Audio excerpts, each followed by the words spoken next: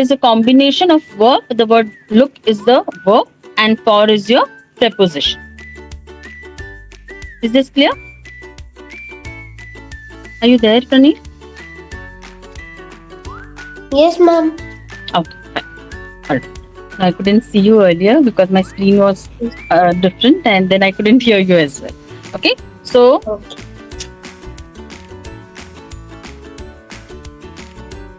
Okay. a phrasal verb, okay, will be a part of a large group of verbs called multi-part or multi-words. Okay, now here the preposition or adverb which comes after the verb is called as particle. Okay, so whichever word is used after the verb is called as particle.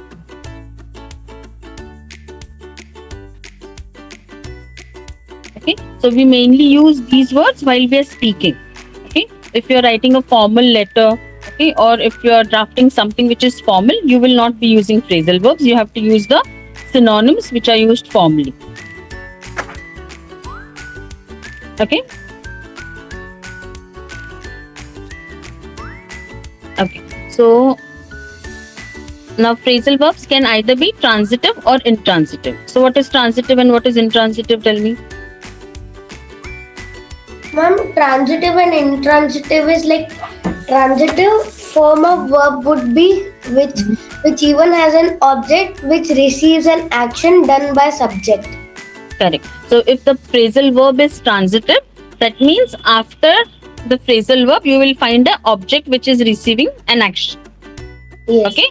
And if the phrasal verb is intransitive, that means after the phrasal verb there will be no direct object. Yes. Okay.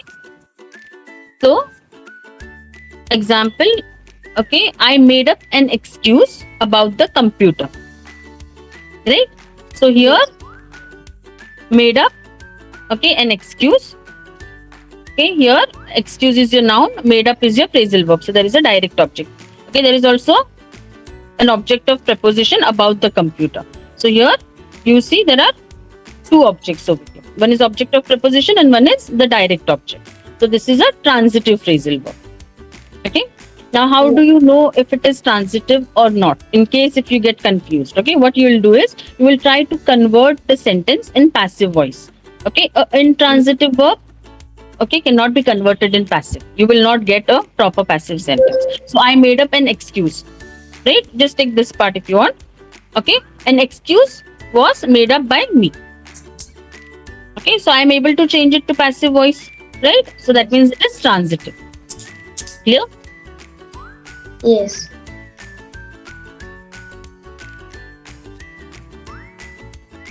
Okay. Now you can separate some of the transitive phrasal verbs. Okay, it means that you can place object between the verb and the particle. Okay, so you can separate the two words. The verb can come first, then you place the object. Okay, and then after that you can put the particle. Now, particle can be either adverb or it can be a preposition. So that's why they call it a particle. They don't name the part of speech. So I looked the word up in the dictionary.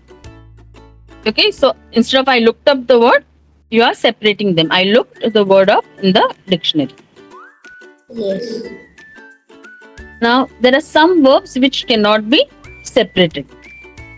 Okay, so for some words you cannot place the object in between the verb and the particle.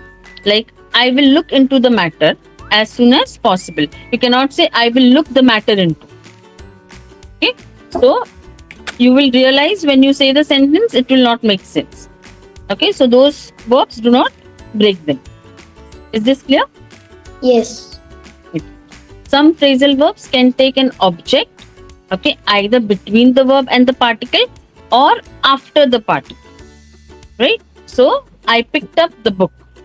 Okay, so I can use in both the forms. I can say I picked up the book or I picked the book up.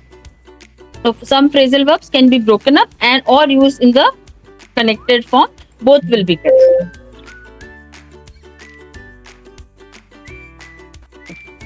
However, if the object is a pronoun, it must be placed between the verb and the preposition. Okay, so if it is a pronoun, then you will not say picked up it. Okay, you have to say I picked it up. Next is intransitive phrasal verbs. Now, unlike transitives, okay, these verbs do not need an object. Like my car broke down. Okay, here after broke down, there is no direct object because we are just talking about the car. We are giving more information about the car. Okay, so this is all. I want to take down few points from here. Okay, for the rule.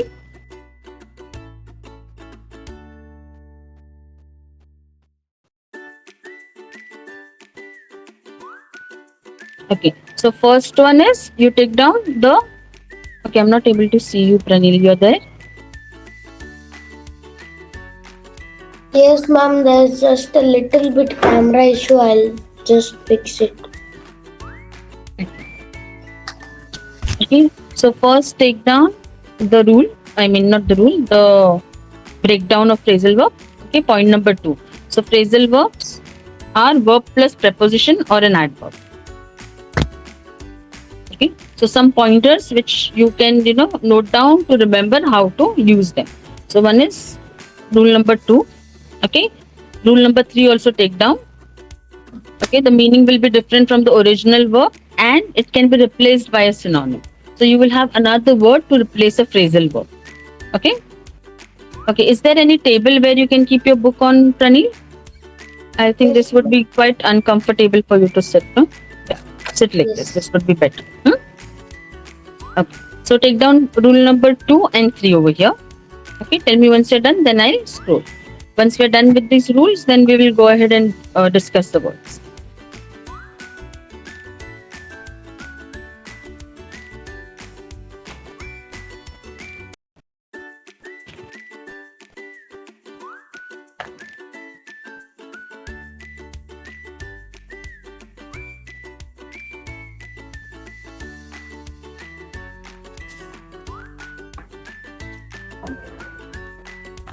So this also you have to remember if you are, doing creative writing. And in creative writing, if you are writing a report, okay, or if you are writing a official, I mean not official, formal letter, okay, then you will not be using these words. Yes. Okay, you will be using them only if you're writing a story or if you're writing, anything which is informal, like a diary. There you will be using these words. Yes. The phrasal verb.